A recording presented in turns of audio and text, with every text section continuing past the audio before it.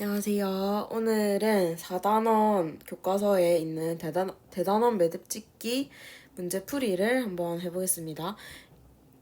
이제 시험이 얼마 안 남아서 공부를 열심히 하고 계실 텐데, 쌤이 수업 시간에 마지막에 한번 정리해준 내용, 뭐 중요하다고 한 것도 있고 아니면 그냥 수업 시간에 중요하다 했는데 넘어간 것도 있고 여러 가지가 있습니다. 근데 모두 다 봐야 돼요. 중요하다고 해서 무조건 시험 문제 나오는 건 아니고, 그렇다고 해서 중요하지 않다고 별로 찝어주진 않았는데 시험 문제 나올 수도 있고, 일단 범위에 있는 거는 전체적으로 다 공부를 하셔야 되고, 쌤이 중요하다 한 거는 이 단원에서 특히 더 자세히 봐야 될 내용을 찝어준 겁니다. 오늘 이거 하는 대나무 매듭짓기 문제에도 중요한 것들이 많으니까 잘 보면서 따라오세요. 틀린 게 있으면은 꼭 복습을 해주셔야 됩니다. 일단 1번 문제 먼저 볼게요. 광합성 과정을 나타낸 식이고, 쌤이 수업 시간에도 말했는데 이런 문제 진짜 제가 너무너무 좋아하는 스타일의 문제입니다. 그래서 자세히 보겠습니다. 1번에 기억과 니은은 어떤 물질일지 이름을 써보자. 광합성 과정이니까 바로 알 수 있겠죠. 광합성에 필요한 물질은 물, 이산화탄소, 그리고 광합성으로 생성되는 물질은 포도당과 산소입니다. 그래서 기억은 물이고 니은은 산소이다.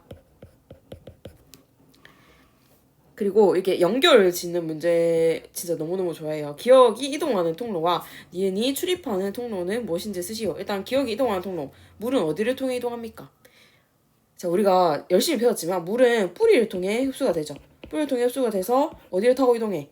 그치, 줄기를 타고 이동을 하는데 줄기라고 적으면 조금 애매해요. 줄기라고 적지 말고 줄기 안에 있는 무슨 관이 있죠? 맞아, 물관이 있습니다. 줄기 안에 있는 물관. 그래서 이동하는 통로는 물관이고요. 물관에서부터 어디까지 이어진다? 그치, 이렇게 입까지 이어진다. 입맥을 타고 입으로 전달돼서 잎에서 광합성 일어나는데 사용한다. 광합성을 다 쓰고 남은 물은 어떻게 된다? 그치, 수증기 상태로 기공을 통해서 빠져나간다. 이 작용을 네 글자로 증산작용이라고 합니다. 이렇게 물이라고 나오면 물은 식물에서 이렇게 이동해서 이렇게 쓰이고 나중에 나갈 때는 이렇게 나가는구나. 요까지도 다 알아주셔야 돼요. 어쨌든 물이 이동하는 통로는 물관이었고, 니은이 출입하는 통로, 산소가 출입하는 통로는 그죠, 기체이기 때문에 잎에 있는 기공을 통해 출입합니다. 그 다음에 3번 같은 문제도 너무 좋은데, 식물의 호흡 과정을 위와 같은 방식으로 표현해보자. 위와 같은 방식이라는 게 식으로 표현해달라 이런 말이겠죠. 그래서 호흡은 광합성의 반대이기 때문에 포도당과 산소가 만나서 물과 이산화탄소가 되었다. 이게 호흡의 과정이 됩니다. 근데 여기다가 이제 에너지를 넣어주면은 안 됩니다. 뭐 어디 책에는 에너지가 들어가 있는 것도 있는데 사실 이렇게 반응식을 쓸 때는 에너지가 아니라 물질만 적어주는 게 정석이에요. 그래서 여기도 물질만 나와 있으니까 이거 3번 위와 같은 방식이라 물질만 적어주는 게 맞습니다. 근데 여기에서 쌤 저는 일단은 너무 잘해서 이거 전부 다 화학식으로 적고 싶은데요 하면은 적으셔도 돼요. 적으셔도 되는데 조금 쌤 입장에서는 조금 불편하겠지. 이렇게 적어주면 이제 개수가 안 맞기 때문에 뭐 개수를 맞춰주면 더 완벽하긴 하겠죠. 그래서 굳이 이렇게 안 하셔도 됩니다. 그냥 한글로 적으셔도 다 맞다 해줍니다. 알겠지요? 그 다음에 2번 보겠습니다. 2번은 가와 나는 식물에서 일어나는 기체교환을 나타낸 것이고, 너무너무 쉽기 때문에 그냥 간단하게 하고 넘어갈게요. 나를 먼저 보면은 나는 밤이잖아. 밤에는 뭐만 일어납니까? 그치, 호흡만 일어나겠죠. 그러면 니은은 당연히 뭘까? 니은은 호흡이 됩니다. 호흡. 밤에 호흡만 일어나기 때문에 식물로 들어오는 기체는 뭐가 된다? 근데 식물은 호흡할 때 산소를 사용하기 때문에 들어오는 기체 B는 산소가 되고 나가는 기체는 이산화탄소가 된다. 그러고 보면 이제 쉽죠. 여기 기억만 남았으니까 낮에 일어나는 광합성이 기억이 된다. 이 그림을 보고 A랑 B는 기체가 뭔지 물어보는 거구나. 기억이라는 이유는 식물에서 일어나는 작용이 뭔지 물어보는 거구나. 요거까지도 아실 수 있어야 합니다. 넘어갈게요. 3번. 빛의 세기와 이산화탄소 농도가 일정할 때 온도가 광합성 양에 미치는 영향을 가장 잘 나타낸 것을 고르라고 합니다. 자, 그 전에 문제 풀기 전에 복습해 볼게요. 광합성 양에 영향을 미치는 요인이 3개가 있었습니다. 첫 번째, 그치? 좀 전에 말했던 온도 있었고요. 두 번째, 이산화탄소의 농도. 세 번째, 빛의 세기. 이렇게 3가지가 있었습니다. 그 중에 2번과 3번은 그래프 모양이 어땠어요? 2번과 3번은 이제 그래프가 거의 비슷하게 생겼는데 똑같다고 해도 무방합니다. 자, 요게 광합성량. 요게 뭐 2번 또는 3번이라고 치면 그래프 모양이 이렇게 되겠죠. 처음에 증가하다가 일정한 수준 이상이 되면은 광합성량이 더 이상 증가하지 않고 일정해진다. 2번과 3번. 근데 온도는 어땠어? 그지? 온도는 온도가 증가할 때 광합성량이 증가하다가 일정한 온도 이상이 되면은 광합성량은 급격하게 감소하죠. 그 그래프를 찾아주면 됩니다. 정답은 1번입니다. 1번. 이때 최고로 광합성량을 잘하는 온도가 30에서 40도씨 정도 된다. 넘어갈게요. 4번 해봅시다. 4번. 4번도 굉장히 좋은 문제입니다. ABC가 무엇인지도 알아야 되고, 이 구조도 알아야 되고, 그리고 증산작용까지 물어볼 수 있는 아주 좋은 문제예요. 여기 보면 일단 C 있죠, C. C는 뭐야?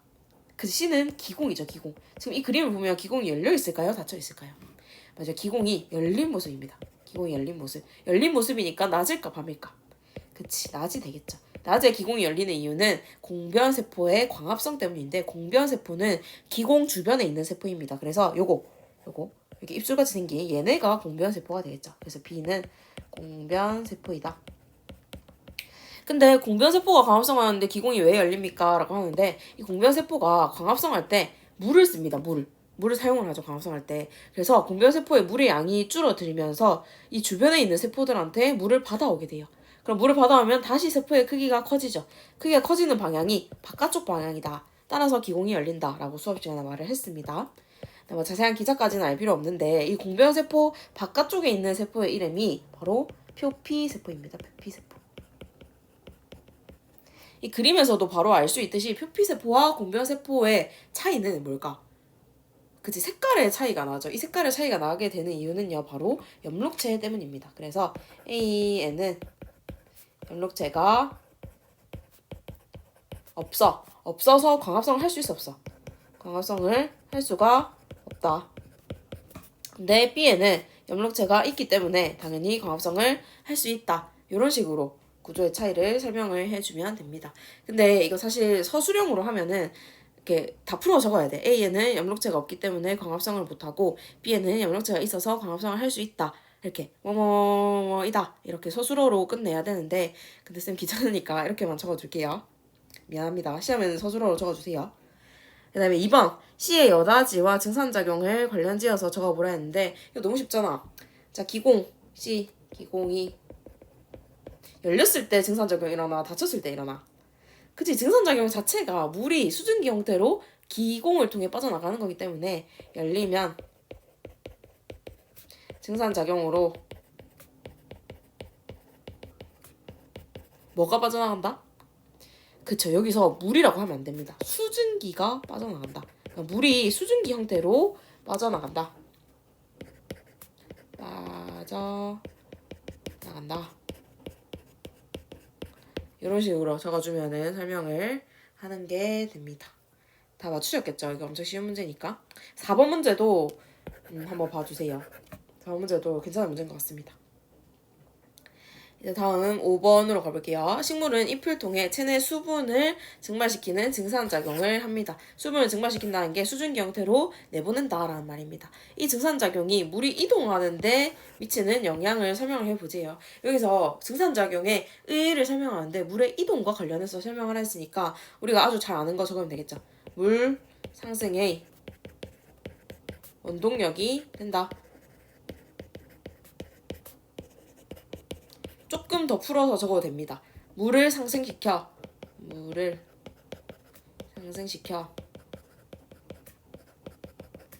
광합성에 쓰이게 한다.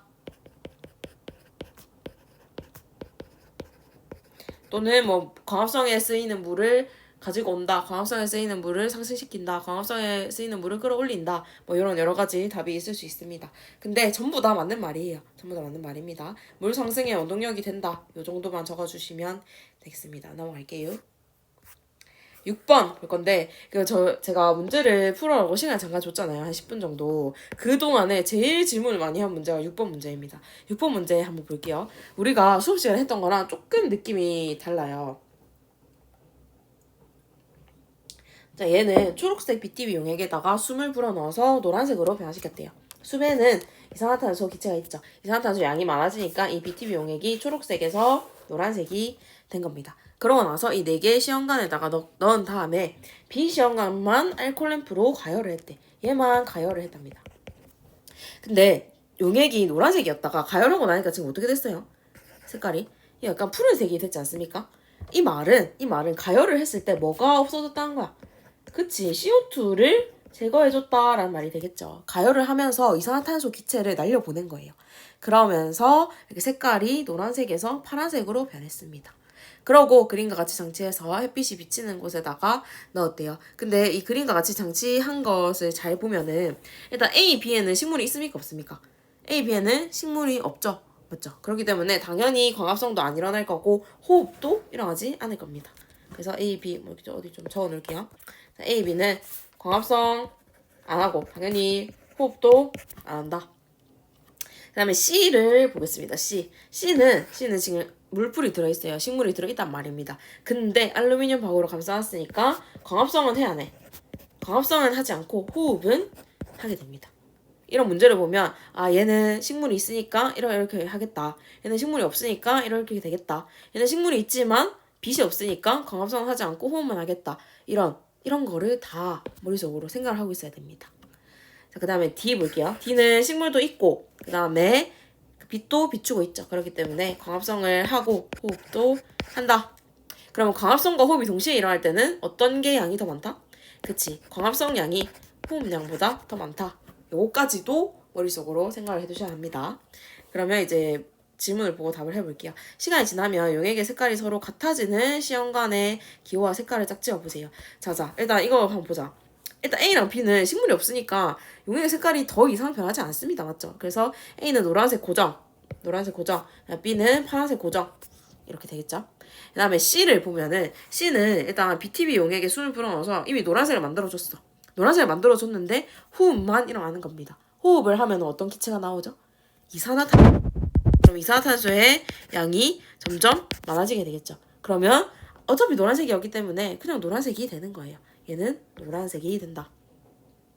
그 다음에 D는 지금 광합성 양이 더 많아요. 광합성 양이 더 많다는 것은 뭐를 사용한다는 뜻입니까? 이산화탄소를 사용한다는 뜻이겠죠.